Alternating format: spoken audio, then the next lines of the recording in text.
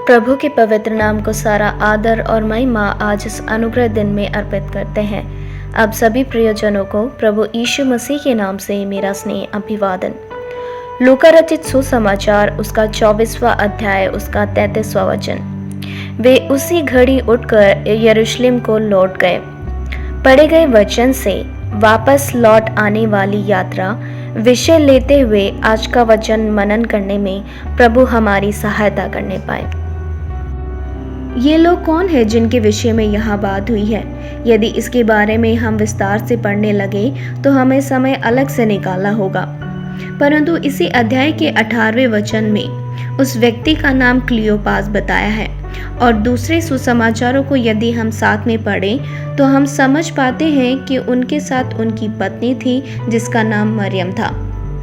आज पढ़े गए वचन में हम जान पाए कि वे उसी घड़ी उठकर यरूशलेम को लौट गए। ये अपना गांव इमाउस को छोड़कर 12 किलोमीटर की दूरी पर यरूशलेम में क्यों रहते थे, इसका कोई संक्षिप्त नहीं, लेकिन हम समझ पाते हैं कि वो इस्राएल के लिए एक उद्धारकर्ता का जन्म होगा, ऐसा इनको पता था और वो इंतज़ार करते थे।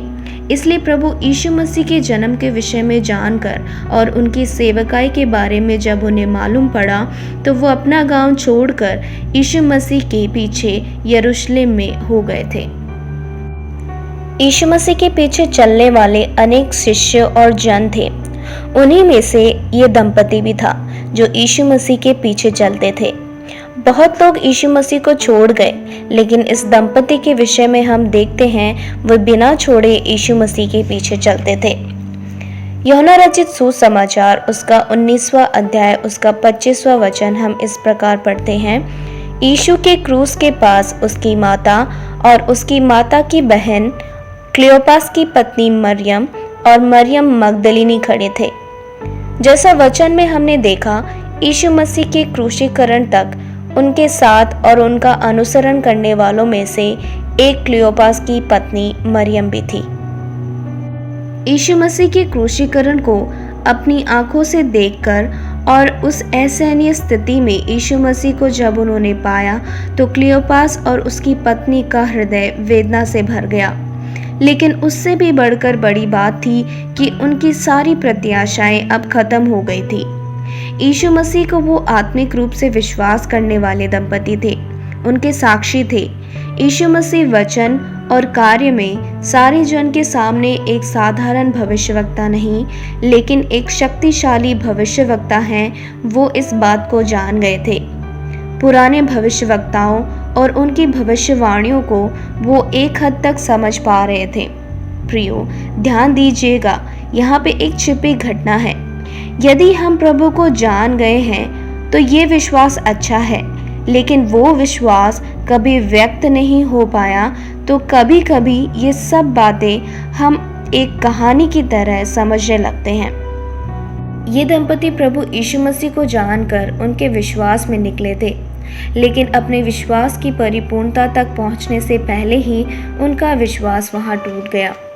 लूका रचित सुसमाचार उसका 24वां अध्याय उसका 10 और 11 वचन में यीशु के पुनरुत्थान के समय जो वहां खड़े थे उनके विषय में ऐसा लिखा है। जिन्होंने प्रेरितों से ये बातें कही कि वे मरियम मगदलिनी और यूहन्ना और याकूब की माता मरियम और उनके साथ की अन्य स्त्रियां भी थी, परंतु उनकी बातें उन्हें कहानी सी जान पड़ी और उन्होंने उनकी प्रतीति न की। प्रियो, ये दंपति विश्वास में उस सत्य की प्रतीति नहीं कर पाए और उस सुबह ये सारी बातें जानकर उन्हें ये सब एक कहानी जैसा प्रतीत हुआ और जिस विश्वास में वो सब कुछ छोड़कर आए थे उसमें वापस लौट रहे थे। लेकिन प्रभु यीशु मसीह ने उनका हाथ नहीं छोड़ा। पुनरुत्थान किए यीशु मसीह उनके रास्ते में उनके साथ हो लिए।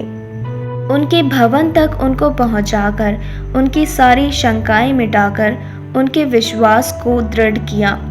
उस 3 घंटे की पद यात्रा में और अंधियारे को विषय ना जानकर प्रभु यीशु मसीह को पूर्ण रूप से पहचान गए और विश्वास की एक ज्योति उनमें प्रज्वलित हुई।